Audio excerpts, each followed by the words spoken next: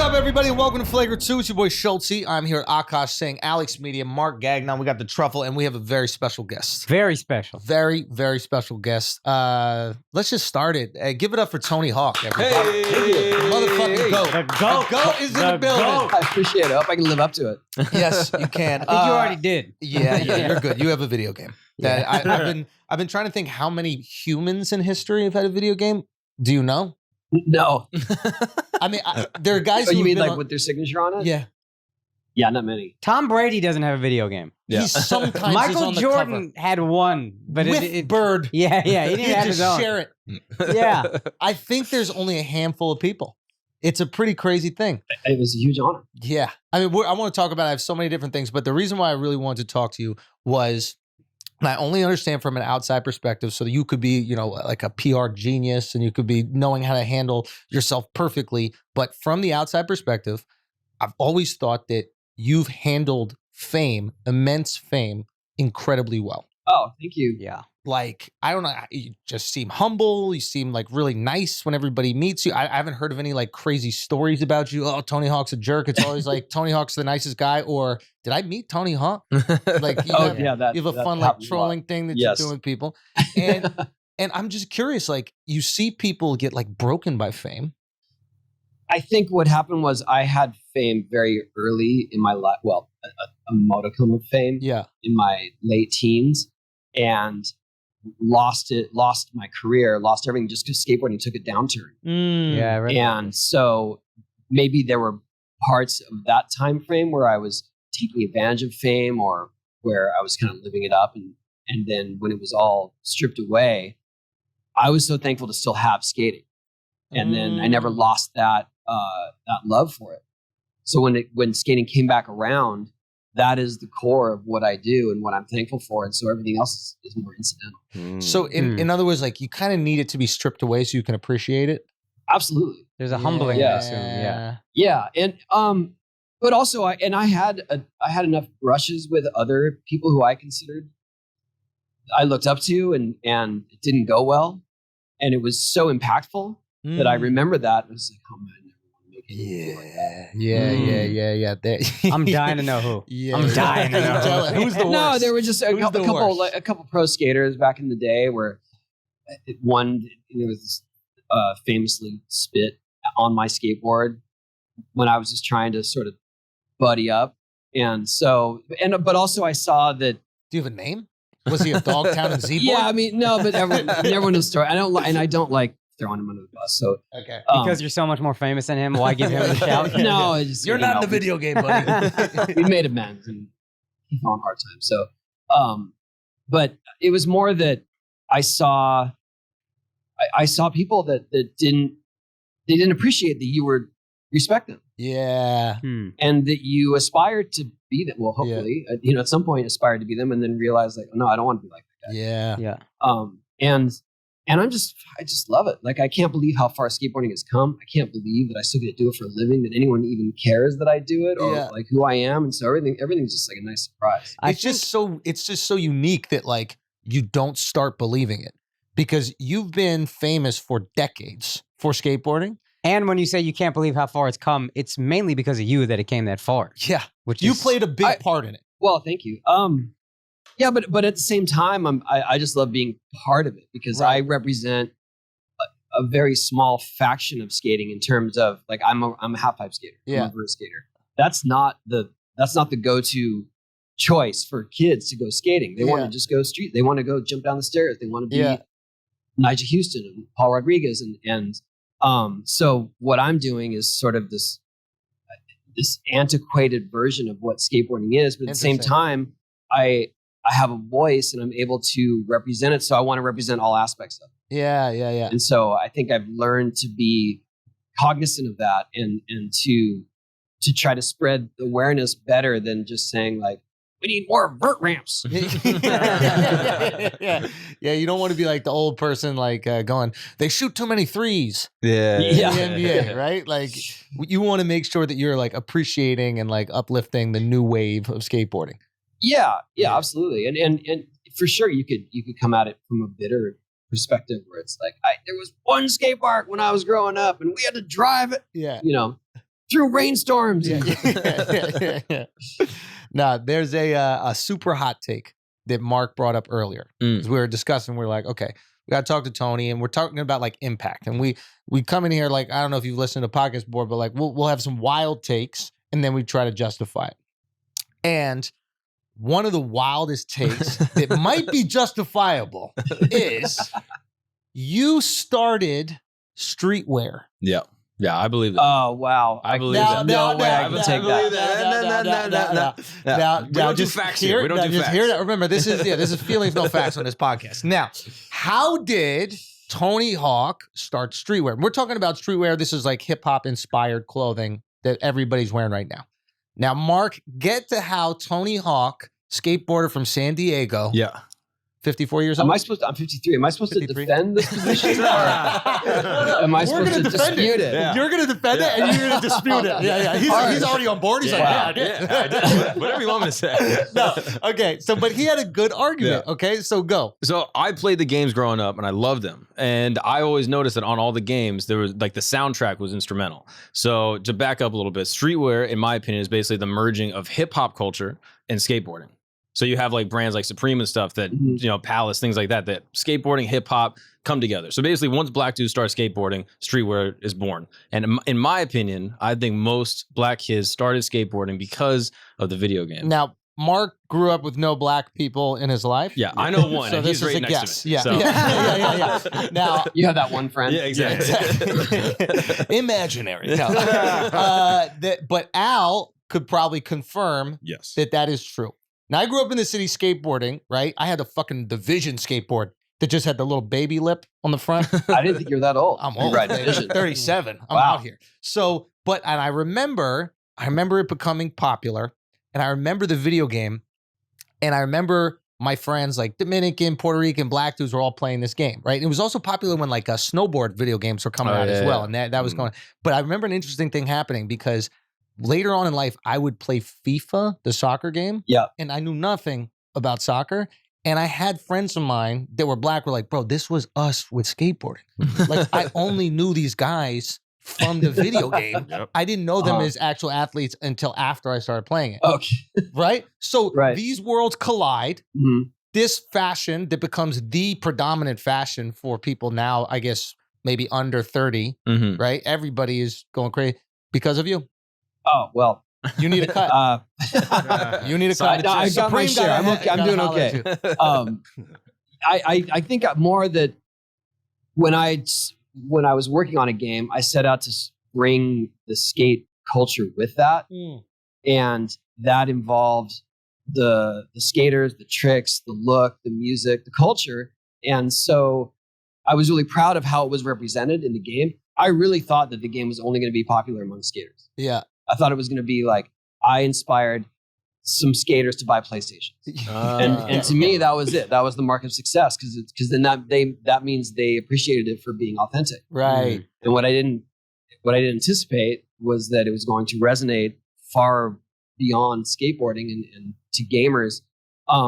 And so I definitely wanted to be inclusive. I think there's part of me regrets not being more inclusive with the roster of skaters, but because we only had one person of color, we had one female skater but a lot of people point to that. There was a female skater in it? Yeah, Alyssa Steamer. I didn't know that. Yeah, in the first one.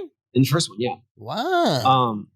And you could have also just had you, and everybody would have been like, "Yeah, I play that game all the time." Yeah. I didn't know there was anyone else. Yeah, we just used you. But it was also a sign of the times. It was also a sign of times in that the general layout of skating was more white. Yeah. And so, but I'm thankful that if that's what inspired people to start doing it, especially in different cultures, then that was awesome. Like that. That's exactly what I would have hoped for, but I just didn't imagine it was going to be that big. Dude, it was crazy. It was like, I was reading some statistic where like they thought that it was going to sell 250,000 games and it sold 5 million. I have a funny story about that. All right, guys, big announcement. Infamous Tour. We have added shows. Okay, they are on sale. Portland and Seattle, they sold out in a fucking day. Thank you so much. That Portland show is going to be a bloodbath. So I think it's time we added another show in each of those places. We also got Sacramento, New Orleans, Chicago. We have that late show in Chicago. Make sure you check that thing out. San Francisco, we're coming. I think there's only single seats left for that, but maybe try to snag those before that's done. Make sure you check it out. And then we have Atlantic City as well. Atlantic City, New Jersey is also on sale. If you couldn't get tickets to that Philly show, we were just down there. Make sure you pop over to Atlantic City. More dates. We added Boston the day before New Year's Eve. So that's the 30th of December. We added another show at the Wilbur there. We got Jacksonville, Fargo, theandrewschultz.com. Go check those out. Get those tickets early, because I don't want you to be missing out on the show. Akaash, what you got? Yo, first of all, thank you so much to everybody who came out through Stress Factory for the last special of the last taping of the special. Was amazing. We almost sold out every show, so thank you guys so much. Now, I am coming very soon to Atlanta, November 6th. 2 shows. Tickets are selling out, so hurry up and buy them. November 13th, we just added this date. I'm going to be at Fairfield Comedy Club in Connecticut. Come the fuck through, you nutmeggers. January 26th and 27th, I'm going to be at Zany's in Nashville right after Thanksgiving. Come through December 9th through 11th. DC, I'm at the Comedy Loft. And January 7th and 8th, I'm coming home to Dallas at Hyenas. Buy your tickets at AkashSingh.com. Alex, hit it. And guys, you know what it is. If you're in the tri-state area, you have a podcast you're looking to record or a photo shoot you want to do, head over to WTFmediastudios.com. It's located in Soho, New York. If you're trying to get your home studio or podcast started from home, I do consulting as well, so head over to WTFmediastudios.com. And now let's get back to the show. All right, guys, we're going to take a break for a second because I got to make sure you guys got the hardest dicks in the business, and the way that we do that is with the Blue Chew. Make sure that Blue Chew got your back. Same active ingredients as inside Cialis or Viagra, but this is the chew. This is the one we do to keep our ladies satisfied. And if you got a new girl that you want to impress, make sure that you're busting it out and busting it open with the chew, okay? And you know what you're going to do? You're going to get it for free. The best dick of your life for free you're going to get. All you got to do is go to bluechew.com. Make sure you use the promo code Flagrant, and they're going to send it to you for free. You just pay $5 shipping. What an amazing deal. Best dick of your life delivered to your door for nothing. God bless. Go get it. Now let's get back to the show. I have a funny story about that, Okay, actually. go.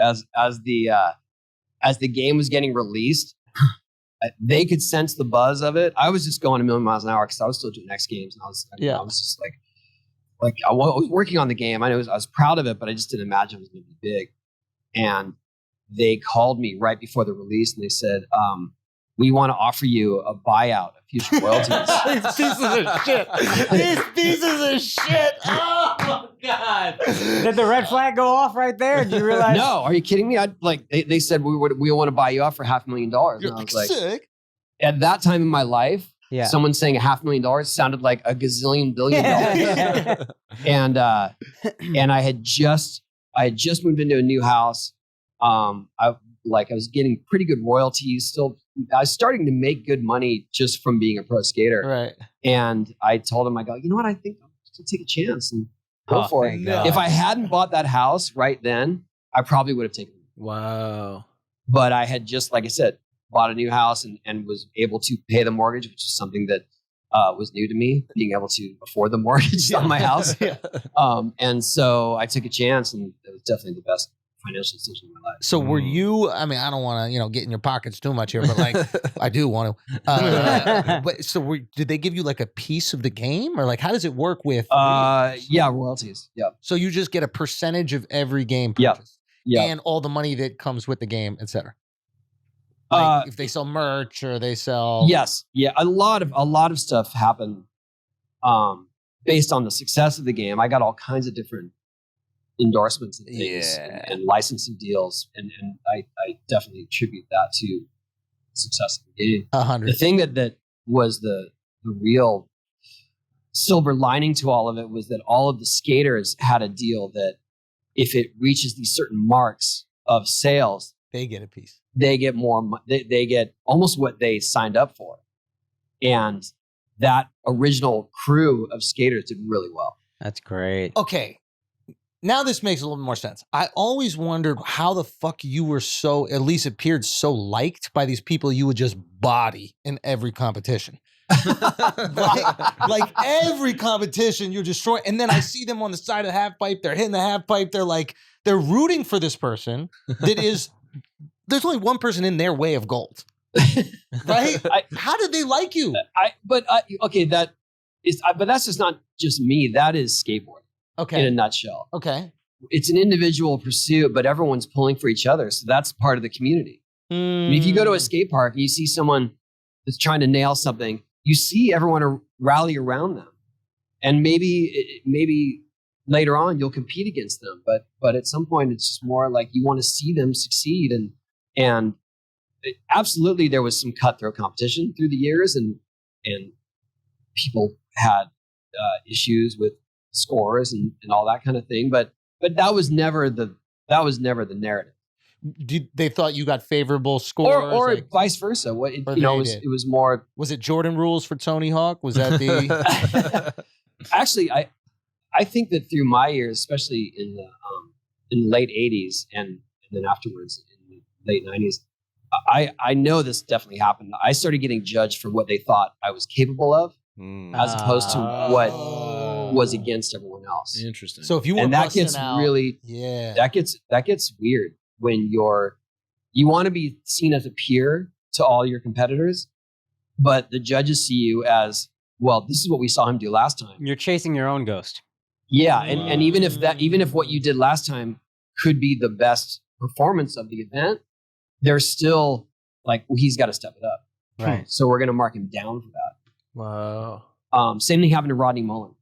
Yeah, of course. I heard Simone Biles was saying that in the Olympics that they're judging her based off like the other competitions and not, Absolutely. I can smoke everybody else here, but they're Yeah, saying and what that I'm gets really, capable of. and that gets isolating because then all your competitors are just like, Yeah, they don't even really identify with you. right. Wait, what do you mean by that?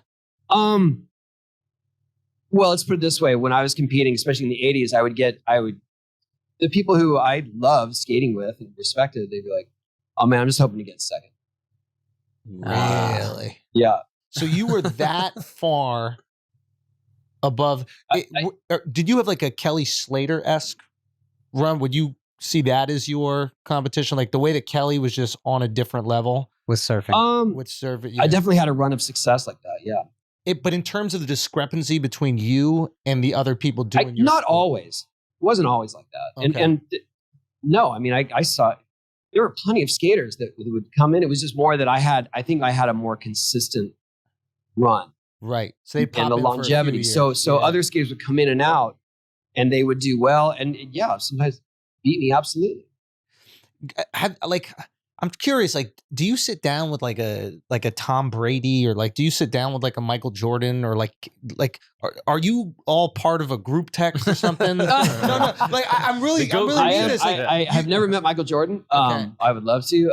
I'm working with Tom Brady on his autograph, .io, the digital collectibles. Oh, okay. So I have a connection to him. I haven't actually met him, but we are working together. But when you see somebody like that, is there like an understanding that you guys have? You're kindred spirits in a way. You know, like presidents like can all Yes. talk. I don't know. We come from such different worlds. I don't know if it would be like that. I mean, I haven't sat down and. But there's still you always hear about like Roger Federer and Tiger Woods being really good friends and Michael Jordan being good friends with Tiger because there's a level of greatness that they understand, maybe a level of fame too, but greatness for sure.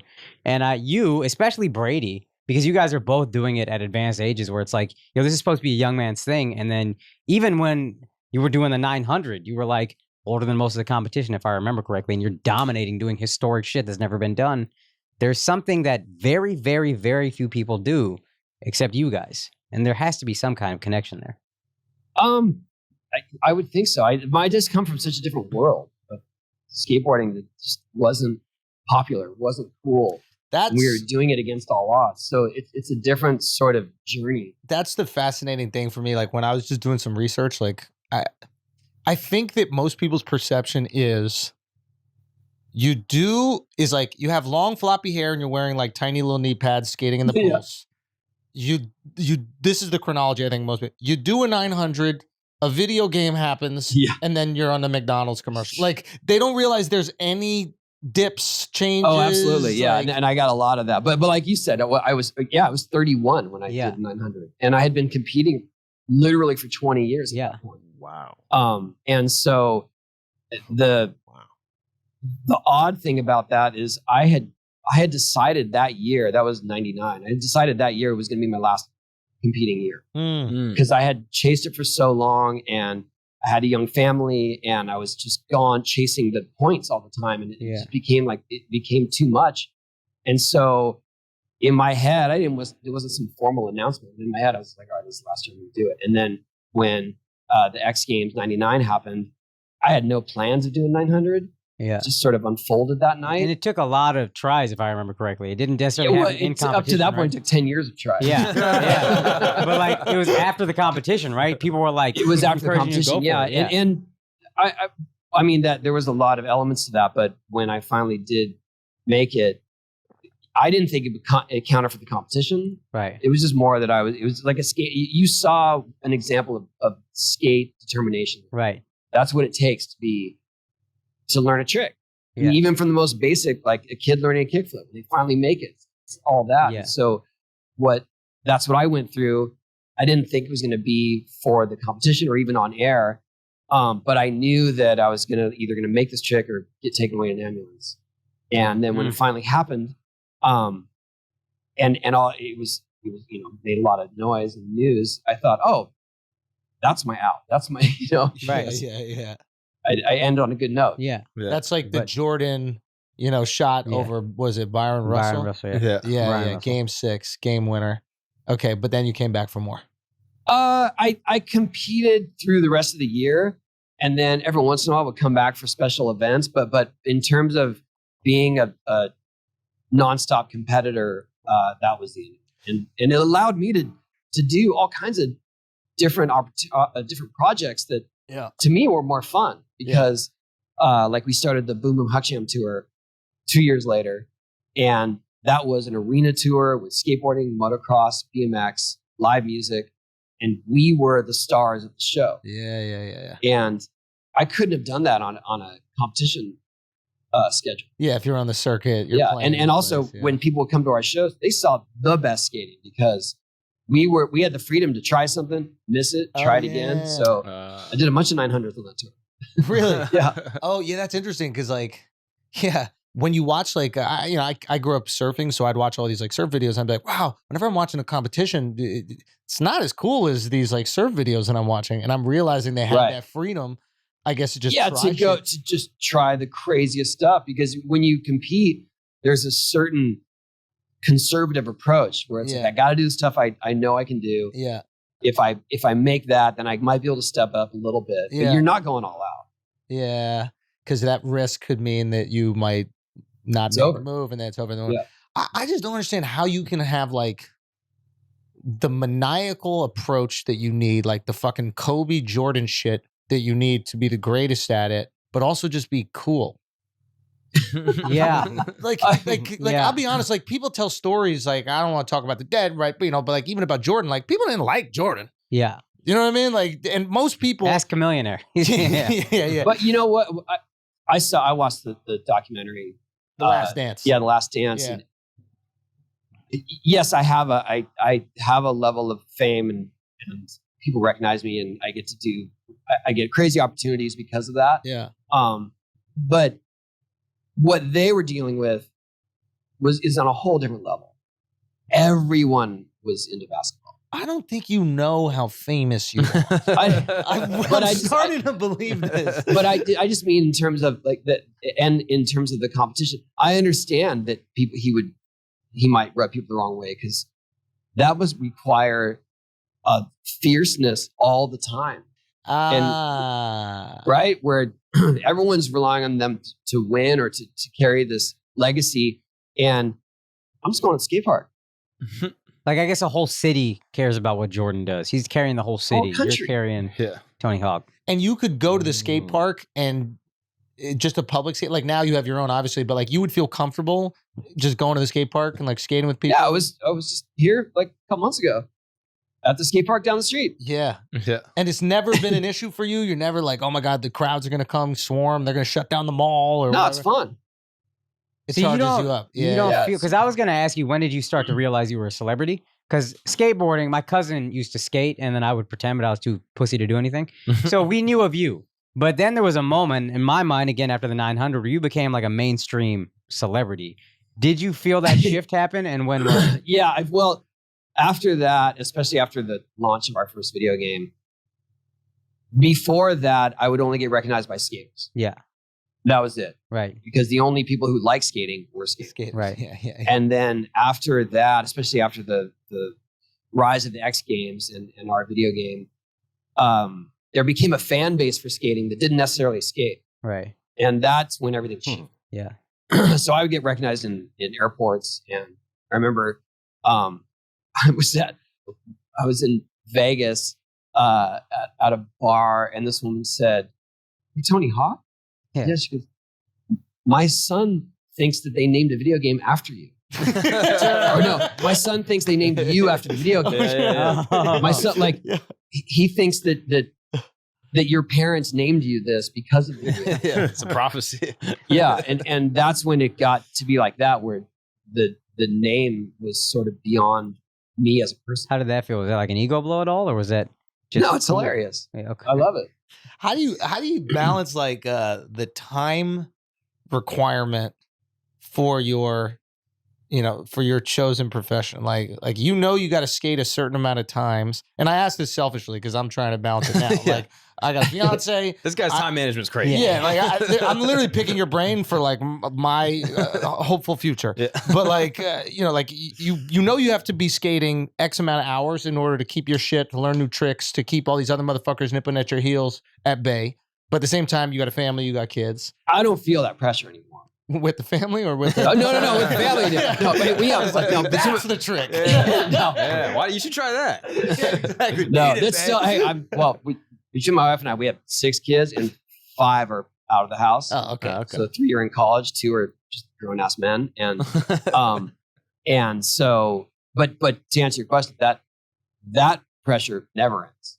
Really? We're still helping our kids just be adults, Right. to navigate life. Like Right. that never really ends. You stay a parent even if they're not in the house. But I don't feel the pressure to be so on point skating because why?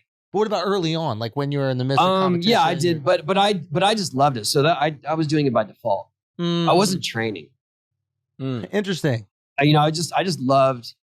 I love creating new tricks. In fact, when I was competing, I felt like I was stifled because I couldn't go out and try crazy new stuff because I might get hurt or I might do something like I might learn a trick and then want to do it the next time at the contest, and probably too risky at that point. Yeah. So the fun part of skating was taking it's kind of similar to stand up. Like I don't want to give Seinfeld credit for this because he's annoying, but like Mark was saying that like Seinfeld said that he likes skateboarders because they're like comics. And what was the exact thing? It was like they just keep trying something and it fails almost every time, and Yeah. then eventually it works, and then it's a great feeling when it works. Yeah. But I felt that way when I was preparing for the special that we just did. I was just like, sometimes I just want to go up and say something. Maybe it fucking bombs, and maybe it's good, and then I'll find some new little portal into something else. But when you're trying to lock down every single word, For a special. exactly, Yeah. it's the same thing. It's Yeah. like you can't take that exact risk. Yeah, it ruins the freedom a little bit. Yeah, absolutely. But even with like family and that kind of stuff, there was never an issue. You're like, yeah, I got to go skate. There was never like, oh, we need to have some time together. I probably through the early 2000s, the heydays of my video game, I might have chosen skating or events over being a parent. And so that didn't bode well for relationships either. But yeah, I definitely I got caught up in it. Did you develop like a good excuse that you might want to share? No. Like, Yeah, is we need there- it. Yeah, Well, come on. I do Letterman. What?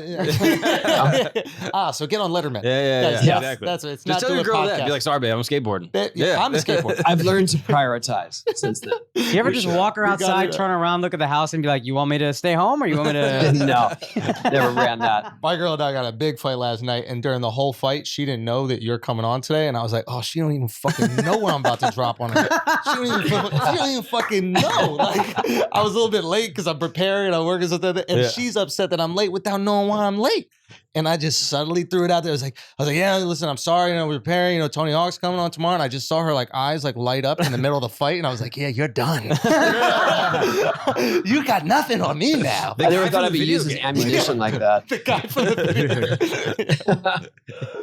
All right, guys, we're going to take a break for a second because I need to save y'all some money on your student loans, okay? If you want to pay off your student loans faster, you got to listen up to me right now. Earnest was voted best student loan refinancing overall by NerdWallet. Them nerds know what's going on and know how to keep more money in your wallet. Earnest has some of the lowest rates, flexible payments, and in-house team is ready to go to support your ass. With Earnest, you could change your interest rate, get a lower monthly payment, and you never pay fees, not even late fees. By refinancing, you can reduce your loan term, save money, or combine multiple loans into a simple monthly payment. So, with Earnest, it only takes 2 minutes to see what your new rate could be, and there's no credit impact. Think about that. For 2 minutes, you could see if you could save money. That seems worth it. And guess what? Earnest is offering our listeners a $100 cash bonus, okay? Refinance your student debt at earnest.com/flagrant.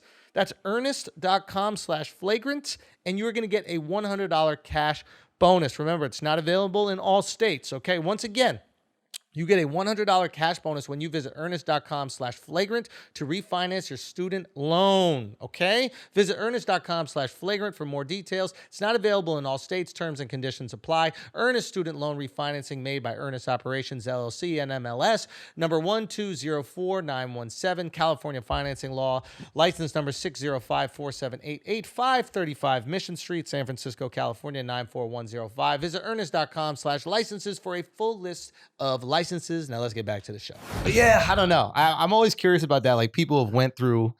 Well, I don't know. I think you're very humble about it, but I think that what you've experienced. But I came from a world that was largely shunned, and you were made fun of. Explain that, because I don't think even my generation understood the idea that like you were bullied for skateboarding. Like that didn't exist. Oh, absolutely, yeah. By whom? Like I imagine by anyone my age. Really? Yeah, because when you in the late 70s, early 80s. Skating had been through a fad phase, so it was like a toy. It was like a frisbee, like a like a yo-yo. That was it. It was really into yo-yo, frisbee. Yeah, that was it. Skateboards, and then I saw something else in skateboarding because I got to go to the skate park when I was young, and I saw people flying around, and I was like, I want to do that. Yeah. But when I dove into it head first, like that, literally head first sometimes. The fad was over. And so when I was walking through high school, especially early, like junior high and high school, skating is like, you still skate? Oh, it was antiquated. Yeah, it was just like, well, aren't you too old for that? And I'm 14. It's like a pogo stick or something like that. Absolutely. Like a high schooler playing with pogs. I used to hide I used to hide my skateboard in the bushes before school, because if I carried it around school, then I was just marked. And I would get hassled. And so through those years, and then at some point it started to come back around. Back to the Future happened. Back to the Future happened, and the skating started to get back in the fold. Mm-hmm. And then by then I was sort of in my later years of high school. And so people knew that a pro skater went to their high school, but they couldn't pick me out of the line. Wow. So you're already professional. You're already very successful. Yeah, I owned a house when I was a senior in high school. That's crazy. Wow. And none of them knew that that's what you were doing. You had to hide it from them. Well, it's like being gay. At that point. Back in the day, right? You had to come out and be like, hey, Mom, I skate. Mom, I ride wood. No! I used to get, so I do remember carrying my skateboard through the parking lot and a dude yelling skater fag at me, like repeatedly, just like, okay, dude, I get it.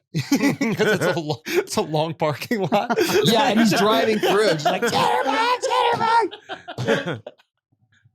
Dude, okay. But no, I'm not going to liken my experience to that of someone. Of course. But it's the same. But yeah. No facts. It's literally this. It's just feelings, no facts. Yeah. But okay, so then there's this turn, right?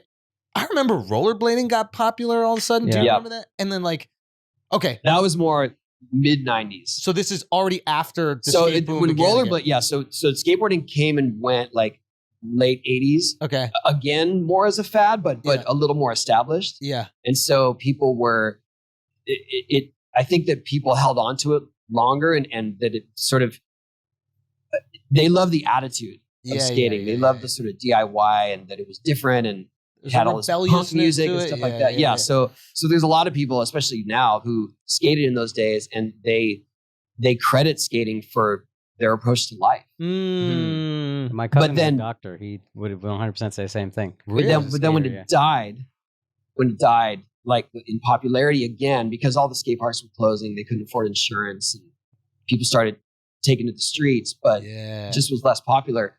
Rollerblading was on the rise, and I credit rollerblading for supplementing my income, because I got invited as the special guest to a bunch of rollerblade shows. Hilarious. Oh shit!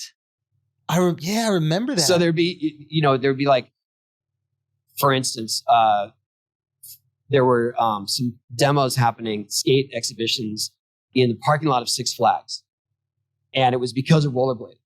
And so there was all these pro rollerbladers, and they would invite me like, hey, special guest, skateboarder, Tony Hawk. And then Matt Hoffman, special guest, BMX rider. Guy, so he and I were like the outliers. But getting paid. So we're like, okay. To ride ramps. Yeah. Sign me up. Now, I think some people credit this one almost like dad joke for rollerblading dying. Do you believe that it's true? It's like, what's the hardest part about... What is it? What is the joke? What's the hard... Oh yeah, what's the hardest part about rollerblading? Telling your dad you're gay. Yeah, I think I truly do believe that joke killed rollerblading. Do you have it? I really, dude, like because I had rollerblades and I heard that joke once and I looked at him. I was like, I don't want to have to tell my dad yet. No. Do you think that joke had anything to do with it, or why did it just go away? Why did it disappear? It was a fad. That was it. So it was just a fad. Yeah, absolutely. And then rollerblading was long haul. Skateboarding was long haul. Sorry. Skateboarding was long haul. Yeah, I think that when you look at, especially with the X Games, they were throwing everything against the wall. So they had they had rollerblading, they had rock climbing, they had sky surfing. I remember bungee jumping, the snowboard in the sky where they're doing all that was weird. Yeah. And so then... But those are different than rollerblading. Rollerblading is like you're on the ground. Sky surfing is a different thing. The irony is that rollerblading was more close to what we were doing because you used the same ramps. Yeah. Right? I saw them as kind of kindred things.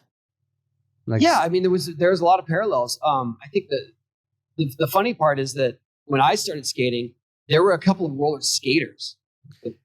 Skated quads. And they really did the kind of tricks we did, because they would skate in this sides. I don't know what it's called, but where they're not going forward like this. The feet are like this. Oh, so yeah. And so they would do MIG twists and hand plants. Oh shit! And we're talking about like mid '80s. So they were on the vert pipe.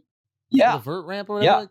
On roller skates. Yeah. And so they paved the way, I believe, for the rollerblade inline. Rollerblading is you can't say that? No, you want to be PC, it's inline skating. Yeah. We have another word that you can call it. But I never had that beef or that attitude, because I was just like, we're all just doing our thing. Yeah. We're all in the half pipe. And I remember I got caught up in the fad of the inline skating as well, and then it just became too much of a commitment when you go to do it, because that's you what I was carry your thinking. Sneakers with you. Skateboarding is convenient. It's like it's an all day thing. That's it. It was just convenience. And they stunk. The pads smelled so bad. Bro, you got to take them off and put on shoes. Skateboarding is like, if I'm going somewhere, take the skateboard, hold the skateboard, I'm done. Dude, but I still wear pads at least. Yeah, it's hard to get that stink out. Dude, I went to Woodward. Yeah. Inline. Yeah. Right? And got a huge concussion. Wait, you went as a kid? Yeah. To Pennsylvania? Yeah, Pennsylvania. That was the only one back then. Right? Yep. And I remember I got a big concussion, like to the point where like I woke up and I was looking at people looking at me and I was like, yo, what's up with y'all? Like the most New York way to get a concussion. How many do you think you've had? I don't like to talk about it. Just because why did y'all get CTE? What's that? Why is it just the football players that are like shooting people and that kind of stuff? There's no like. I've had probably around 30. 30? Yeah. Let's go. Somewhere between 20 and 30. Wow. But of varying degrees. Right. Oh, so you can have the. If his mood changes on this podcast, I'm getting the fuck out of here. Don't all reach for the gun behind you. We're tempting you. Really? Like 30? And are you worried about CTE stuff at all? Yeah, I've studied it and taken tests and stuff. And are you all? I think I'm doing okay. I have, now I'm way out of my element, but I know that there is a gene they test for getting Alzheimer's. Ooh. Or dementia. Yeah. And whatever, you either don't have the gene or you do have it. If you have that gene, then you're more likely to develop CTE from concussion because your brain doesn't heal. I know there's probably a bunch of nobody armchair doctors out there. No neurologist. Like, he doesn't know what he's talking about. But I did study it enough to know that I have the gene that allows my brain to heal itself. Gotcha. Okay. And then just some people don't. They end up getting that. I don't know if it's as easy as that, but that's what was presented to me. Okay, fair enough. And so I feel pretty good about it. But I take precautions. Like I have the helmets since you got hurt. Yeah, I've come along. Really? Yeah. What was the brand? There was one brand. Everybody. ProTech. I knew. Yeah, it was ProTech. Yeah. And is that still the brand? ProTech is still a brand. I'm on AAA. And you get sponsored. Oh, I remember AAA. Yeah, AAA sick. That is the coolest logo. Yeah, dude. Yeah. You know, it's definitely that helmet has saved my life. Like I'm not. It's not some pitch. That without question. Really, I've hit hard enough where I knew, and I've hit hard enough to save me from a concussion. So I've hit hard enough in that helmet where I'm like, oh, I'm still here. Oh, whoa. shit. When you said earlier, I'm either landing this trick or I'm going home in a hospital, hyperbole or truly felt that way? And that for sure. That's the commitment every single time. Yeah, absolutely. Really? And how do you gear yourself up for that? Like, you just get so in the mode and so committed. I think what it is when you taste that it's possible, there's no turning back. Once you feel like you almost got like, it. yeah, there would. I know people have seen that video. But if you watch that video, there's a couple of attempts that I got where I was like, oh, this is it. I'm way closer than I've ever been. It's going to happen. And you never landed it prior? Not even close? I got close, yeah. Like stuck it and then what happened? Landed and I landed on the wall and then fell into the flat bottom and broke my rib. Oh, shit. God damn. And I thought that, going back to the X Games, I thought that I was going to do that night. Because I thought the only time I've ever really almost made this, that's what happened. And so I'll take that. And then when I did fall forward, I didn't get hurt. And so I had this epiphany that maybe I need to shift my weight mid-spin so I'm leaning backwards. So then on another attempt, I landed and it fell backwards. And that was it. That was the moment. Because I remember when you landed it deep in the pipe, but you also like squatted low on the land. But it was more that when I let go of my board, the weight distribution, that was the key. So when I definitely had to save myself a little bit because it was still a little bit in the back seat, but it was enough to stay on. I mean, that was just, that was crazy that you were able to stay on. Like at that point. Well, I've had years of, we call it the squat. I've learned to squat in desperate situations. And not a lot of skaters can do that. Because also you're 6'4"?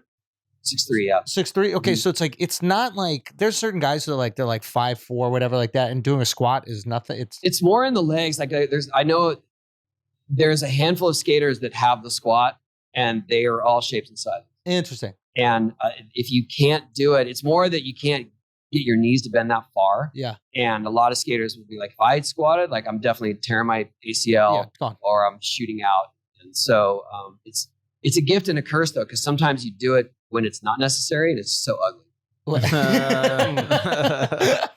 All right, guys, we're going to take a break for a second because I got to tell you how you can score one of these fucking dope waifus with the badass anime bitch on the front, super heavies, right, with the fat coochie and the fat bubble, okay? These things, they go for like $200, $400 on eBay, but you could get them from Gamer Subs. Gamer Subs has got your back. You like playing video games? Shit, you like staying awake, staying focused? Gamer Subs has got your motherfucking back. That's Gamer Subs, okay? SUPPS. I'm telling you, This is how you're going to stay focused. This is how you're going to kill it when you are playing them games and doing whatever the fuck that you need to do for that focus, right? I don't care if it's your job, but if playing video games is your job, then this is the motherfucking drink you should be drinking, okay? Now, I know you're wondering if it's unhealthy. No, it's not. It's keto friendly, 0 calories, okay? 0 sugar. It's got organic caffeine, so it maximizes energy and endurance. None of those fillers, and has 6 of the body's most crucial vitamins and minerals, right? Tons of electrolytes, so it's going to keep you hydrated. So this is what you're going to do. Gamer Supps, GG's formula is unbelievable. You don't get that chalky fucking aftertaste, all right? That's absolutely disgusting. And you decide how much you put into it. It's very cost effective. It's coming up to 35 cents a serving. That is so much cheaper than those other energy drinks. I mean, so much. It's a fraction of the price. So you're going to get the best value. You're getting the best thing for you. This is an absolute no-brainer. So go to gamersupps.gg and use the code Flagrant at checkout and get 10% off your order and pick up one of them waifus. That's GAMERSUPPS.GG. Make sure you stay awake. Make sure you stay focused with Gamer Supps. Now let's get back to the show. I always wondered about that day, like for you. Like, was there anything about that day that people don't know? Like, are you going, I'm going to make history today? Or, No. You know what I mean? Like, I think the misconception is that there's definitely, there are, there's a lot of folklore about that, but. What is the craziest thing you've heard that is just not true? Oh, well, there's this whole narrative. Someone that I planned the whole thing. I kept other skaters out of it. It was, everything was just leading towards that moment. And if you really look at the history of skating, in that year, there were best trick events and other events. Yeah. And I was trying 900s. Other skaters were trying 900s. We couldn't do it, but I never relied on that. So I always had a strategy where I would have a trick in mind that I knew would probably place well, that I haven't done or that I've only done a couple times. And that was my strategy for the best tricks. So when we went to the X Games, they chose the people who had done well in all the best trick events. So anyone that didn't place, maybe was just trying 900s, didn't make it, they weren't chosen. Oh. Because they weren't placing well. You got to land something. You got to put some you gotta numbers land on the something, board. right. But also in the, when it came to the X Games, the best trick events, I think that's the misperception, is that they were just afterthoughts. It was like, we're going to have the contest and the contest happened and that was the big event. Now let's goof around. You guys got 20 minutes, try stuff. Yeah. And it was just a bail fest and people weren't even sticking around for it because maybe you saw 1 or 2 tricks landed, but yeah, it was only for the hardcore skaters. So when they did it at X Games, our attitude was the same. It was like, oh, they're not even going to air it because we're just going to be falling. And so going into it, I had one trick in mind, which was a varial 720. So it's a 720 spin with my body. And then I turn my board an extra 180. So basically my board is a 900 and my body is a 720. Right. That was literally my best trick. I'd done it once before. And I didn't know if I could even make it in that time limit. Right. I made it like 10 minutes in. And then that was it. Like, so you had one in the bag. That was my best trick. Now it's time to have fun. Well, I didn't even have a plan. Yeah. And the announcer, Dave Duncan, who I love, still is announcing skate events. He's like, oh, maybe we're going to see that 900. Like, what an asshole. And so I thought, all right, I'll try one for the crowd. It was more like, oh, here's what it looks like. Here's an attempt. Yeah. And then after, I think my second or third attempt, it was really consistent and I was spotting the landing and I thought, well, just try to land it and break a rib again. So what? That was it. That was my attitude. Craziest mindset to me. Yeah. If I break a rib again, so what? There's like, I mean, if you're ever gonna land something or try something, it's in that moment. yeah. It's the most widely, the biggest venue we've ever had.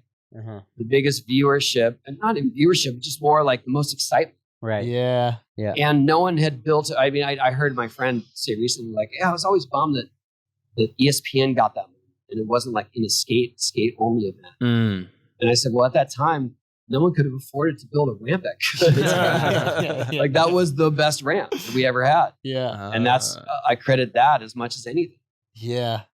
And what was so specific about it? Was just built really well. It was really solid. They had the money and the means. And so back then when you skate wooden ramps, homemade ramps, there was a lot of flaws. There were, one wall was this, one wall was, really? yeah, or the coping was bad, or so you had to find the pockets of the ramp that were good, and that was more of what you spent your time doing.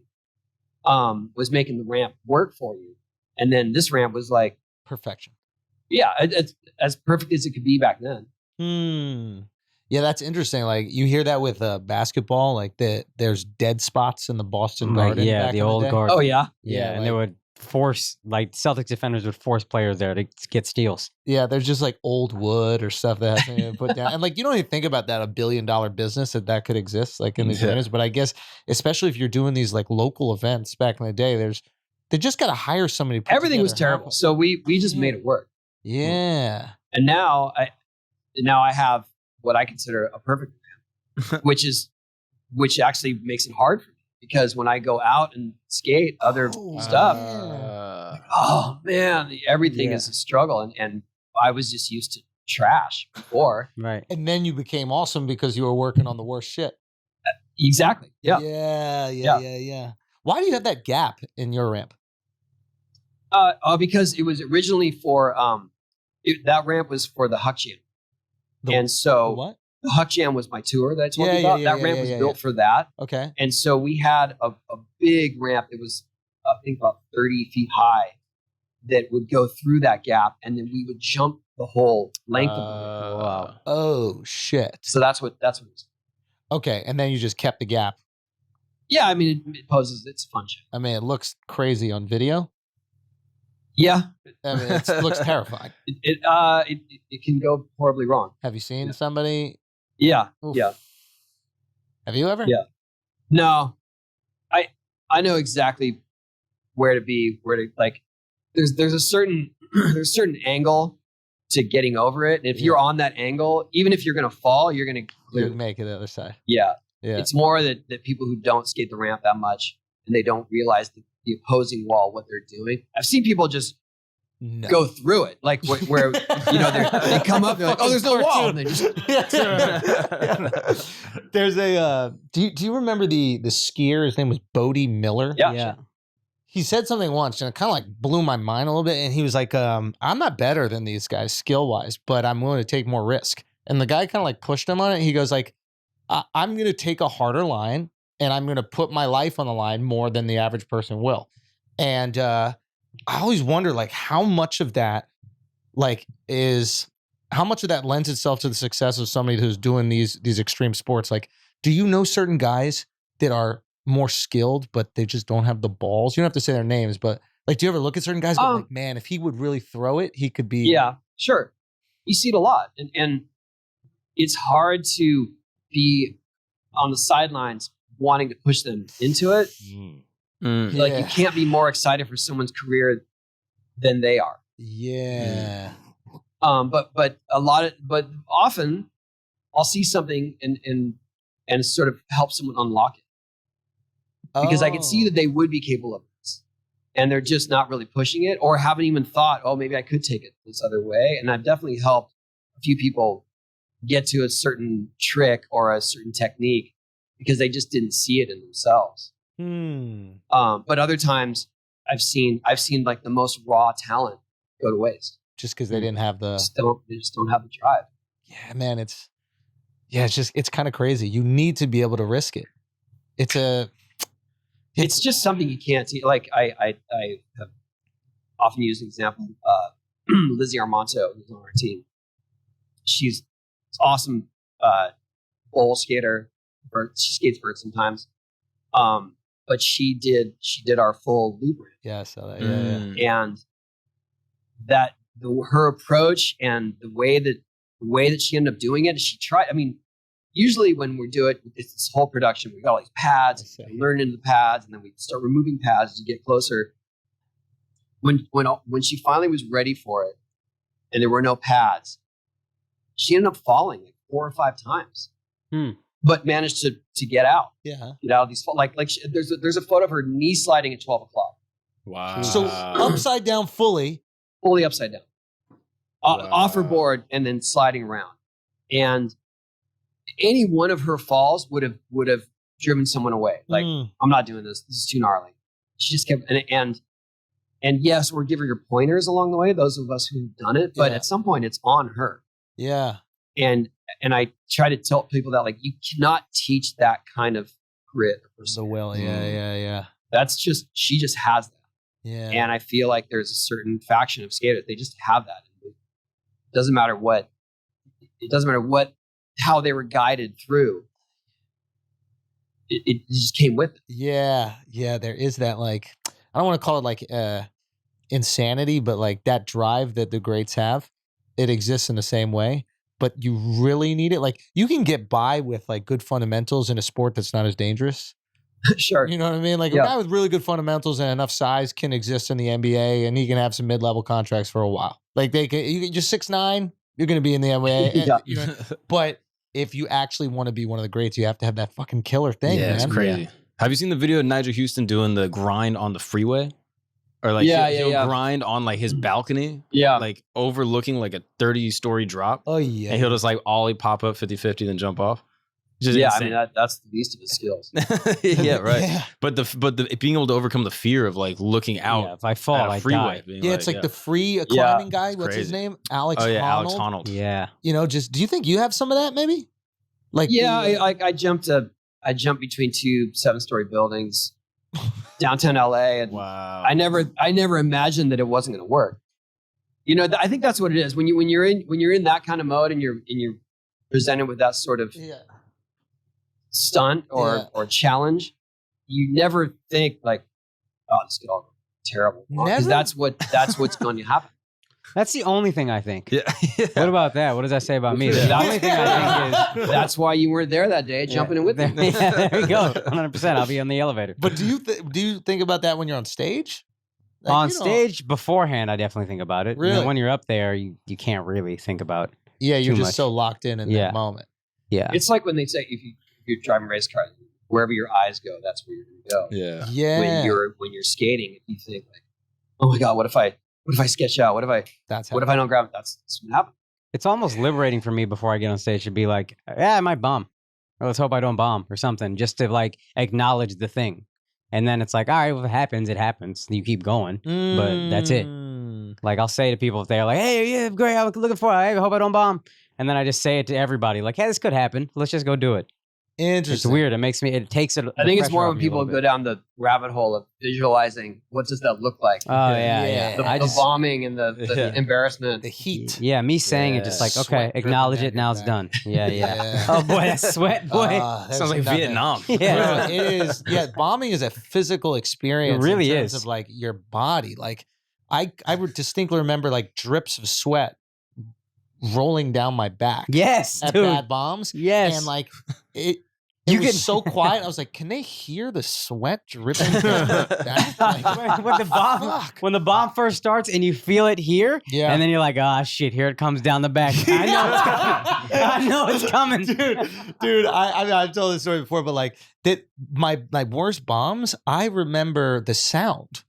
I distinctly remember the fish restaurant. They were frying shrimp. Yep. And I knew it was shrimp because I heard the person order it. I heard the person at the table order it, and I was like, man, I'm doing bad. I could hear the orders in this room. And then I literally heard the fish dropped into the fryer. No, the shrimp dropped into the fryer. I was like, what is happening right now? Like, does somebody make any sound? It was that. And then I would hear drinks blended. Oh yeah. it's the Some worst. clubs have the blender like on the premises. Like, why would you even offer that? Right? But I just remember hearing ice being crushed. And I'm like, hey, what do you guys think about this thing? And then nothing. And then Did you hear them signing their check? the ballpoint pen on the paper. What is 20%? How can we get out of here quicker? Oh, It feels dude. dumb telling a bomb to Tony because When it's your- like yeah, ribs are yours bomb, broken. like you Yeah. black out. You know what I mean? Like your ribs broken. I woke up in the I definitely have off days of skating where I'm not performing to what I thought I was capable of, and Yeah. it feels the same. Oh, interesting. Why couldn't I just do that? And then I end up having to try to compensate.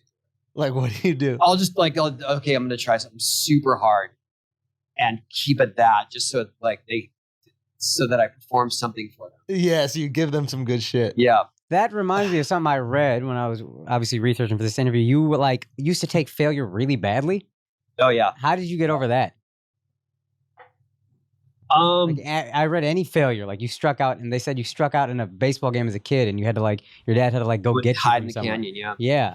So Yeah. how did you get over that? Some guy just following you, they're like, skater fat. He's like, I'm playing baseball. I think it was more that because I found skating, it was on my own terms, and that was the advantage because I hated letting down the team. Right. Oh. So and now I I'm just hated letting you down. or that I did well and the team sucked, Yeah. and then we lost. That I couldn't connect that, and so when I found skating, it was just on my terms, in my own style, and I was still part of the community, and I could still compete, and so I think that was the key. But definitely, I think probably what I can only attribute to my longevity is that even when I did my best, or even when I skated well, and maybe even won the event, I wasn't happy Really? because it wasn't my best. And that's what Stacy Peralta, who ended up putting me on the Bonus Brigade team, that's what he said he saw in me. It's just like, I saw this kid that was doing these incredible tricks and just walking out of the pool pissed. Right. And that was it. It was just more like I had this expectation of myself, and that's all that mattered. Right. But how do you find joy in that if you're always feeling disappointed? Every once in a while, you live up to your expectations. 3 days. You had the 900. No, you were happy. No, that was unexpected. I think at some point I stopped being so harsh, and it was just I learned to enjoy the ride. Right. Was that before or after $100 million? I'm just curious. When that comes. Wait, where's our $100 million? Everything is before that. Until I see that. Dude, we don't know what We you are made living off in the that video $300 game. million I've phase. looked up his net worth. If they said that you made $500 million off the video game alone, I would believe it. I don't know how much money video games Yeah, make. it's not. He it's already not said he got close to that, $500,000. You got Okay. $500,000. You had the buyout for $500,000. That's it. Yeah, that's it. 500. That's what I haven't told anyone. You I should- took it, and that was it. Listen, Bro, if you that's can- what really happened, If need you to can kill fly to somebody. New York just to see Neil Brennan, you got money. I love Neil. I'm gonna take a Uber to see Neil. Yo, that's true. All right, guys, we're gonna take a break for a second because I gotta make sure that you guys are making the most money possible when you're gambling, and the way that we do that is with mybookie.ag. Why is that? Because they're giving away money. Yeah, they're matching your initial deposit bonus up to $1,000. That means you put up to $1,000 into MyBookie, they're adding that $1,000, okay? All you got to do is make sure you use the promo code Flagrant, okay? Use that promo code Flagrant at mybookie.ag, and they're going to match that money. You can go gamble that shit. We got tons of shit to gamble on. Football, basketball, UFC.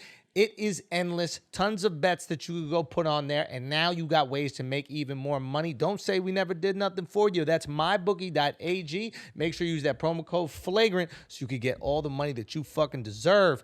Best of luck out there, okay? Bet anything, anytime, anywhere with MyBookie. Let's get back to the show. Yeah, do you notice like if you pull up at the park, like everybody starts busting out their biggest shit? Like, do you cause more injuries? How much CTE do you cause? That used to be the case when it was more that I was competing and considered.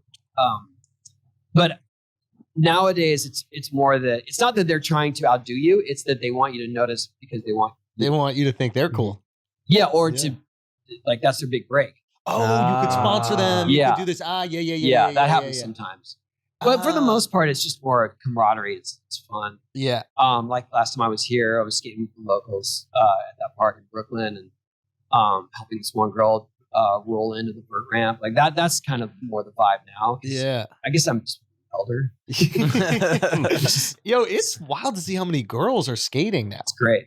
It's awesome. When I was young, girls did not skateboard. No, not at all. Like none. And now I've seen girls do it as like a hobby. Absolutely. And they have crews. Yeah. It's pretty crazy. Yeah. There's a bunch of crews here actually in the city. Really? Mhm. Yeah. Now, did you see the movie Kids? Yeah. When they beat the shit out of that guy with the skateboards in that scene, was there a little? Were you like, okay, finally? Was it like, Did you picture that guy yelling at you in the parking lot? Yeah. No, that was rough. Because Even as a skater, that was rough. it was rough, but like that's what I imagined what would happen if you made fun of skaters. So I never understood the bully thing. Huh. Because I grew up on Astor Place in the city where all those guys would skate. Right. Like the guy Hunter, I think his name was. Yep. Harold Hunter. Piece. Yeah, Harold Hunter, Yep. and like a bunch of those guys. So I would see it was really weird to like see them in that scene because they were pretty friendly when I would see them outside of my apartment, and then when they just massacred that guy in the middle of like Washington Square Park. Yeah, for context, Andrew really loved Joker too. So Yeah, I he's really like, liked the movie. Okay, Yeah, but that kills people. It was that's good. just Yeah, not. yeah, vengeance.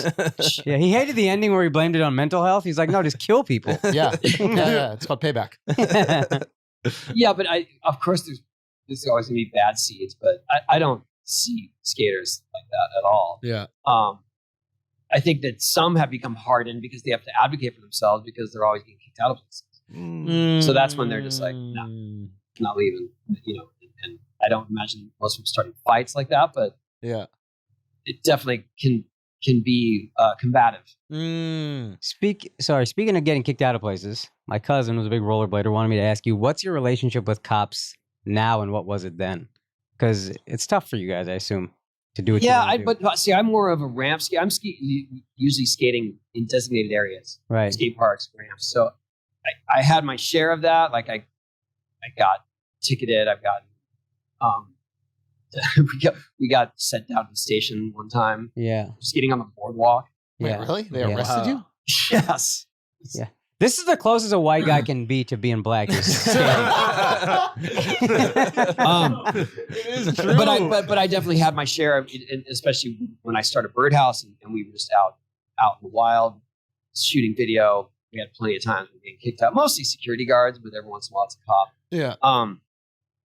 But I live in a very strange realm now where cops recognize me. Yeah. And they're hyped. Oh, that's cool. And yeah, man, go for it. Yeah. Do a kickflip. The rules don't Yeah. apply. It's weird. Yeah. And so I get a pass, and it's weird to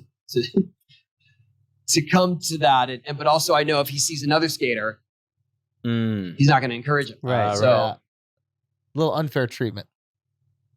yes, I think it's okay. It's well earned. Yeah. it's not white privilege. It's I don't know. It's goat It's privilege. THPS bro. privilege. Goat It's privilege. Goat privilege, Yeah, it's dog. You the THPS goat. privilege. What is that? Tony Hawk Pro Skater Yeah. privilege? Yeah. Yeah, that's wild. And when you came up, like I know a lot of skaters probably look at you as like, yeah, that's the GOAT. But when you were coming up, what were the skaters that who were the skaters that you really idolized? That you were like, oh, this guy's got it.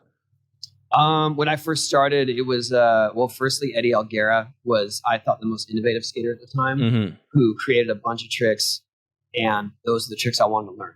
Was he one of the guys featured in the documentary, The Dogtown? I don't think he was in that, but no, because his era was right after Dogtown. Okay. So he started skating in that time frame, but then when that, like, basically he was in the right place at the wrong time. He was the best skater when skating was just at a lull. And I thought, I was watching and I was like, learn all his tricks. Eddie Alguera does. And then Steve Cavallero, because he was around my age and I was super small and he was super small and he was blasting. I mean, he's the reason that I ever learned how to do aerials, because I saw a photo of him doing this giant aerial when he was probably 13 or 14, and he was super small. He had elbow pads on his knees, and I used to do that because I was that small, and I was like, "That's it. If he can do that, I want to." And this is when you're getting over the lip of these pools that you were skating. Well, he was. Yeah, that's Eddie Alguera, frontside rock right there. Yep. Oh, wow. Yeah. That was the first. So the first difficult trick I ever learned was that trick.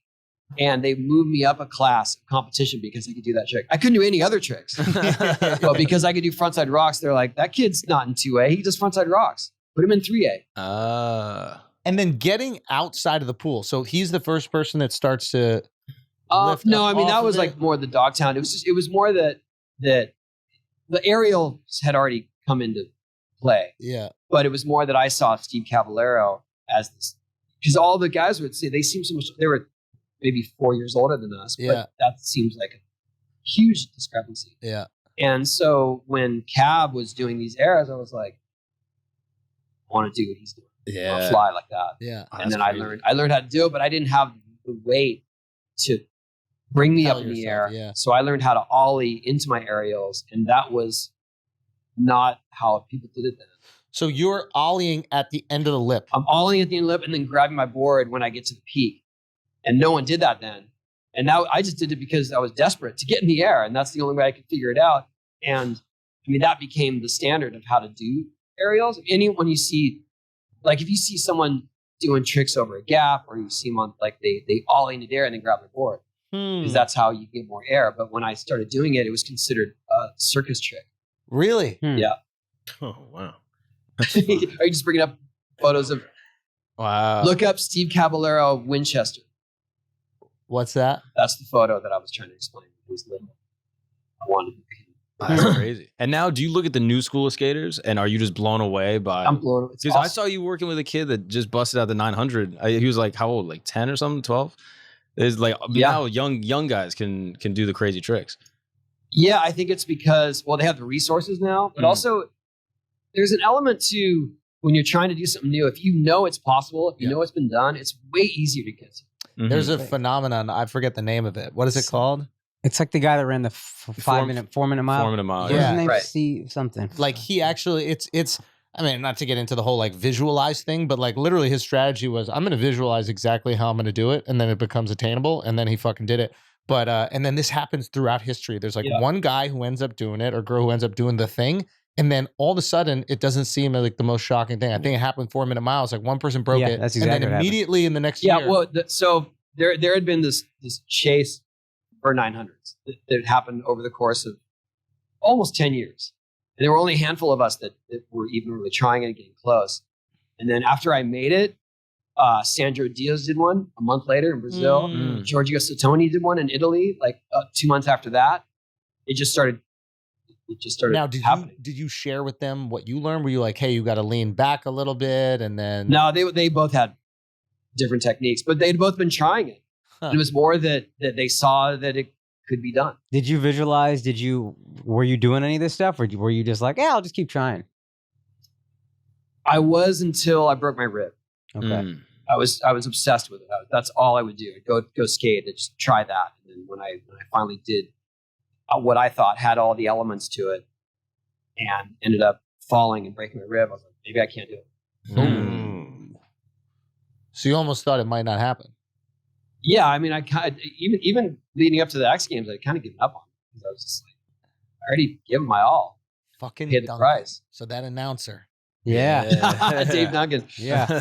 fucking Duncan. That's man. wild. Where's his points on the video game? That's what I need to know. Exactly. Yeah, you got to add him. Something. Now, I know like your It's kids. funny. Actually, he was there was this backyard skate event a couple months ago, and Christian Osoy was there. Christian Osoy is a legendary skater from the 80s. Okay. He was basically my rival in the 80s. Okay. Okay. Like he represented air and style, and I Okay. represented tricks. And Okay. people had to choose sides.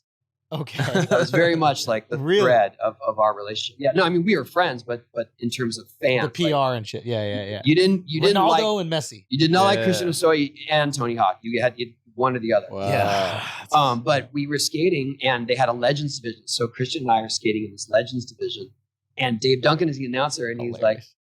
"Why don't we see some doubles from you guys?" And both you and I looked at each other. We've never done doubles before. Yeah, that's right. It was you and McDonald. Was Andy McDonald? Is that Oh, He and I, remember that yeah. name. yeah, you guys would do Yeah. the doubles. Yeah. But yeah. but even just for a video or a photo or something, and so he and I just whipped something up and ended up getting a photo of it, and now we're selling that for charity. You can Dude, get it right now. Where do they get it? TonyHawk.com. Where do they get it? TonyHawk.com. There we go. This guy is your guardian angel, dude. But isn't I just remember that like and it's because he said Yeah. you guys should do doubles, and now it's like Wow. it became a fundraiser for the skateboard project. Wow. You gotta change the world. Double D. Was there ever a time where like when you really started popping on like McDonald's and like the big brands are coming, like the Fortune 500? Was there ever a time where the community was felt like you were leaving them? No, it was more not leaving them, but just more. There was just a sellout.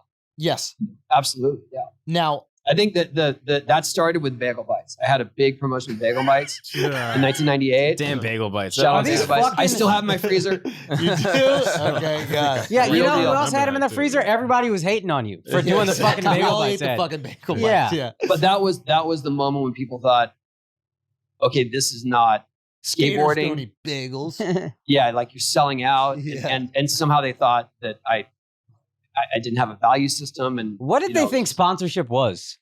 They're all sponsored. Well, Every pro skater. to everyone else, it had to be endemic. So it had to be a skate brand, Okay. skate shoes. Thank you for defining Yeah, that. We I had was- no clue I- what you I just was said. guessing. You were way Yeah, too smart for us on jeez. that one right there. Happened. Pandemic? I didn't understand what the fuck we were We're talking in a about for a pandemic right second. That's what's going on. Yeah, I don't want a pandemic sponsorship. I've had enough of those. And so when I did a big promotion, it was like, how could you? And it was like, well, how could I? I've been skating and professionally since I was 14. If I had gotten the opportunity to do that when I was 14 or 18, or when I had a kid when I was 24, like sign me up. Yeah. Yeah. I eat bagel bites. Yeah. I eat McDonald's. Yeah. I'm not changing how I view the world or my value Yeah. system for money. It's just more like, now I get to use their marketing money to promote skateboarding. That's Yeah. really how I saw it. Yeah. And a lot of people think that that's like a cop out, but that is absolutely the truth. Yeah. Because I had final control over how skateboarding was presented in those advertisements. Oh, really? And so I knew that we're going to reach a new audience. So you've always had this thing where like you want to be an ambassador for the sport. I think that, Clearly. that's where it started. Interesting. Because it was like, oh, this is, with great power and great responsibility, but this is an opportunity to really show skateboarding for what it is and not just what they see on X Games or in movies. Yeah. And I got to do that again and again. I got to do it with Bagel Bites and McDonald's and car manufacturers. And also now I whenever I do any kind of promotion like that, there's a caveat that they have to donate to foundation skate park project. So I'm literally helping build more skate parks. This is interesting. Like, I think a lot of times that when people reach, high levels of success, and there isn't this feeling that they're like giving back to the thing that helped them reach the success, there is some animosity from those who don't have that success, right? And because it feels like, oh, you're just using this thing so you can extract as much resources as you possibly can from the world. And I think you're doing this because it's genuine, but I think those people who feel like a responsibility to continue like spread the game, if it's basketball, fucking soccer, skateboarding, stand up, whatever it is, like if you feel responsibility to like keep kind of pushing it, it's really hard to be critical. It's like you use this thing to gain wealth and now you're giving back to this thing so other people can hopefully use it to gain wealth. Yeah, and also, but I guess it's more that I've come so far in it. Yeah.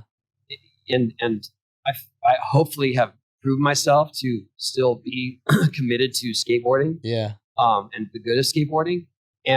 But I still to this day, I mean, no matter what I'm doing, it's like, oh my God, selling out. Really? Absolutely. Yeah. Maybe that's the only thing they have on you because they can't come for you. Right? Like they can't come for, like there's certain dudes like we always bring up like David Beckham in this. Like David Beckham was more famous than he was he was more famous than he was good at the sport. Even though he was amazing at the sport, he was like super high level, but they were better guys than him. Yeah. Right? You don't fall in the same category. Like you were the best at your thing and you were famous. Yeah. But I feel like anytime there's somebody who is really famous, but they're not the best, there's this like hate from the community. It's like someone else should kind of be there. But I don't understand what they hate on you for. That too. Well, also, but in my case, because I have I skate this very specific discipline that is ramp vert skating. It's more like, why do people think that guy's the best? He can't even. Oh, because they're looking at like They're looking at Nigel some Houston double or set something. handrail, or like the most tech flip trick on the ground. They're just like, Tony Hawk can't do that, and they're right. Did you ever think when you were younger, where you were like, should I just stunt on these motherfuckers and just learn how to do skate better than all of them? Because you have the discipline. I went through my street phase, but at some point started rolling my ankles frequently Eee. and rolling them on tricks that weren't groundbreaking. And then I just thought, if I'm really going to continue to skate, I got to somewhat stay in my lane over here because I know how to skate ramps. I know how to fall. I'm still innovative in this realm. Yeah. And I'm just going to stay over there. And that really was the key to my longevity, was just doing that. Yeah. So you were able to remove yourself. Yeah. And also I just knew that my street skating didn't look great. It wasn't breaking ground. It was just more like, you're just doing it to say you can do it. Yeah. You're killing yourself. Yeah. It is interesting though, like your size, I feel like makes the tricks look so much cooler on the ramp. Like, because I think shorter people, the spins don't look as fantastic. Like for me, I don't know. Like when I see like a taller person that's like lanky spinning, it just seems like a much bigger thing is happening. Yeah, but also there's this sort of stork element to it. You can't fall up. I mean, I don't know. Skating is so much about style, and so I think I have a more critical eye to all that stuff. I think my style has improved, right? Where it's not as jerky, and it's not as wild, because I just honed in on these tricks, try to do them in the best way I can, and make them look cute. Make them look cute. Guys, any more questions for the GOAT? You We're were gonna let you get out of the here. commentator for the Olympics. How was that? Any like cool stories from that? What's Olympic Village like? Is it fuck fest? I heard it's just. I did not go to the village because all the COVID restrictions. Oh, that's right. Basically, I had to only be in my hotel or at the venue, and there was an app you had to install that tracks your movements. Yeah, that's called a wife. That's the app. It was full on. It was full on. But also I felt very lucky to be there because the skaters, their families couldn't even go watch. Yeah. There's no spectators. Yeah. And I'm just free roaming. Yeah. I mean, I went to the venue. I was pretty much the first one to skate the park course. No. Yeah, because the park skaters weren't there yet. They were coming in the next week. Because everybody comes in for their event and then they go. They're not there for the whole so Olympics. I came in and the street area is right next to the park. And I roll in with my skateboard and I'm like, oh, I'm getting it. Just go in and start skating. It was more about asking forgiveness than permission at that point. Yeah. I did get kicked off the street course though. No. Yeah. Somebody had to kick Tony Hawk off of a skateboard. It was funny that the announcer came over because I was shooting the warm up and I was doing like, you could stand on the side and shoot video. But I was actually following people through the course. With their permission, the skaters. Yeah. But then at some point, someone saw me on the camera. It went up to the tower. Like, what the fuck is he doing? So who's the guy that has to the come dude? up? It was this French dude that was doing the announcing just for the venue. Yeah. Like, Tony Hawk, please get off the street course. I'm sorry, I didn't want to say that. I get kicked off stuff all the time. It's fine with me. Oh, shit's great. Mark? Well, I'm curious, two things. One, how was the experience of skating with your kids? Like once they were able to skate, did you so fun. encourage them into All of our kids skate. Yeah. Wow. In fact, when we go travel, the first order of business is finding the skate parks in the area. Not because I want to, Right. but because they want to, and then I just become their filmer. Yeah. That is absolutely the dynamic of how we travel. Even here, like when Supreme built the bowl in Brooklyn, as soon as we got to New York, they're like, "Can we go skate Brooklyn? Can we go skate Supreme?" Like, yes, I'll find out who runs the place. Yeah. And that's I think the fun thing for me is that not everyone, but so many people skate now that it's more common that they do than they don't. And so to see them living in an era where it's like all their friends skate or they know skating or they're down with it is really fun to see. And in fact, I'm more like now non-skaters are the we'll bleep it, buddy. Don't. But the funny thing about the kids is that like this happens a lot. Most of them are out of the house now, but when they were living there and their friends would come over who all skate too, they'd all be downstairs like arguing about the origins of some trick, the name and this. And I'd come into the kitchen like to get a drink or something, and I'm just like, You guys want the answer? I was there when it happened. I named it. That too. And they're just like, I'm just the dad. Yeah. They're just like, Wow, that's wild. don't tell us about your old school stuff. Yeah. Like, okay. You guys argue amongst yourselves. I'll see you later. Do they play the games? Do they like them? Yeah, for sure. More like my son Riley. He's 28 now, but he grew up in the era of Teenage PS. Then eventually became a character in it because he's a pro skater. But he was more of that era. And then when the remaster came out last year, the other kids. Oh, that's dope. I had one, but based another one now off of what Mark said about skating with your kids. Is there an age where you're like, I think I need to stop skating. I have a number in my mind, or anything. Or you're just going to skate. I never made those ultimatums, so they just felt like they would backfire. Okay. I feel like if I'm able to stand on my own 2 feet, I'll ride a skateboard. Right. It might not be on the level that people expect, Right. and maybe I won't do it in public. But I can't stay off the skateboard. You can't not skate. Yeah, I mean, at this point, I'm just enjoying because I have found this sort of new, this new approach to skating where I can do new tricks and they're not high impact.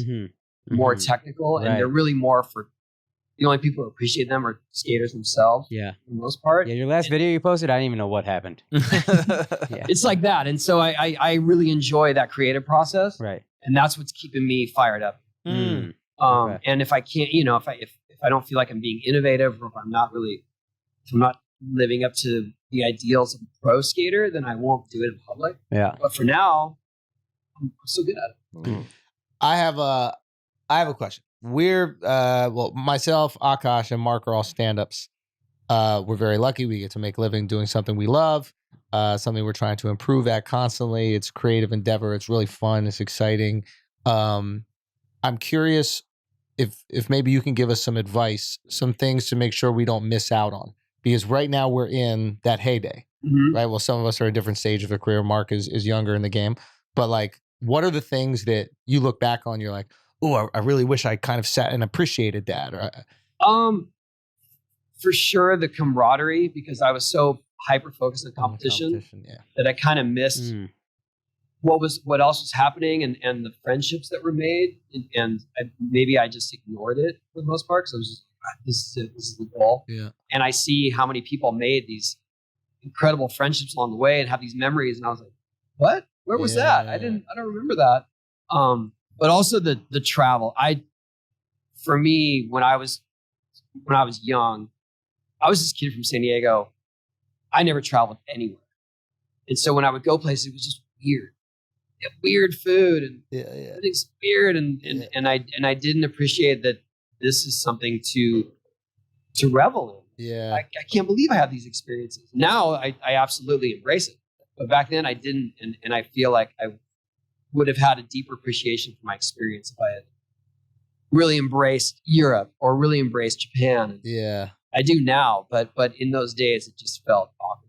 Well, cool, man. I appreciate that. Dude, I don't know if that helps you guys. No, it does. It's I feel like you're at the age where you're probably appreciating that you get to do any of that stuff anyway. I think that I'm the luckiest man on the planet. Yeah. But like, it is cool to look back and like, even you saying that about the relationships, like I know for a fact, like I've sacrificed a lot to do this, and like maybe I haven't maintained all the relationships from like comics that I started with. Like luckily Akaash and I started together, so we have that. But there are relationships that I let go, and maybe I'd look back and go, man, I wish I put more time into that. But at the same time, it's not like I was just jerking off with the rest of the time. I was doing things to get here. Yeah, right? I think that's what it is, and maybe I was in a position that there was more expectations, so I tried to live up to it. But for sure, that the camaraderie is everything. Yeah, and the community, and like I said, you see a lot of skaters or just people my age that skating was the core of who they are. Yeah.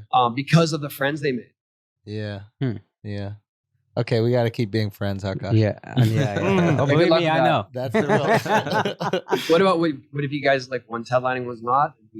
Come on, what you talking about? I'm just saying, what happens if the tables turn? That's true. What happens, bro? Yeah. Yeah, you go over for me whenever you want to. Done. I'm in. I need some more sellouts. So no, but that is a good question, man. And that's what, obviously, I mean, I want everybody's career here to flourish. Yeah, that was one thing I know I worked on is like in this business, I knew I could be really insecure, but I was like, I can never let that get in the way of anything. That's for me to deal with. So however famous he gets, I've actually never felt jealous or anything, but like I have to, if I get insecure, that has to be between me You're and me. very to work unique in especially our business in that regard. on. Yeah.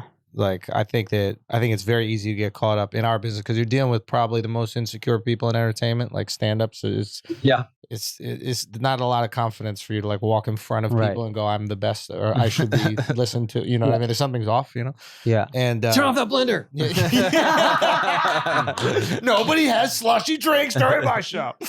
Yeah, man. It's but I think that you've always been amazing at that, man. Yeah. Just being able to like check I that. never wanted to lose a friendship over my insecurity. Yeah. That's the thing I always tried to keep in mind. Even if I have it, I don't want to sacrifice. Like I should be happy for my friends. Let me deal with my shit myself. Yeah. But dude, thank you so much for coming by, man. Yeah, thanks for Tell them having me. everything. Tell them where they can find like the foundations, all the stuff, anything going on. I mean, your podcast. We didn't even get to talk about your podcast. Oh, Hawk with versus Ellis, Wolf. man. Yeah, Jason Ellis and me, we've got it going. It's actually we've gotten a really great response. We've gotten a good following so far, but go check it out. It's I even if you don't skate, I promise it'll be entertaining. Yeah. And it's funny. Yeah. So wild guys. Hawk versus Wolf. Yeah. We can say like and describe. That's our catchphrase. Is like and describe. Like and describe. Like and describe. We need people describing how much they like the show so that other people will see that. Dude, you're the man. Thank you so much, man. Thank I really you, man. appreciate It's you. an Tony. honor. Yeah. Take care, man. Peace.